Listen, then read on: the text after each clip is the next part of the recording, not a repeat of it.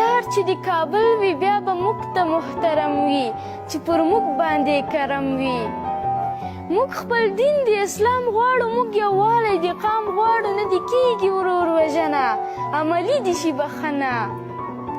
وږي یو موږ ډوډۍ غواړو، موږ درې رنګه بیرغ غواړو، په راتلو یې بیا رضا کړئ، مرور غني پخلا کړئ.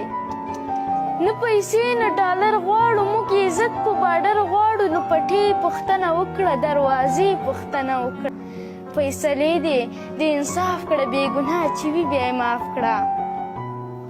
فیصلې دې د انصاف کړه، بې ګناه چې وي بیا یې معاف کړه. موږ د علم طلب غواړو، خلاصول د مکتب غواړو، ماتوي چې قلمونه پاتې دي هغه قومونه.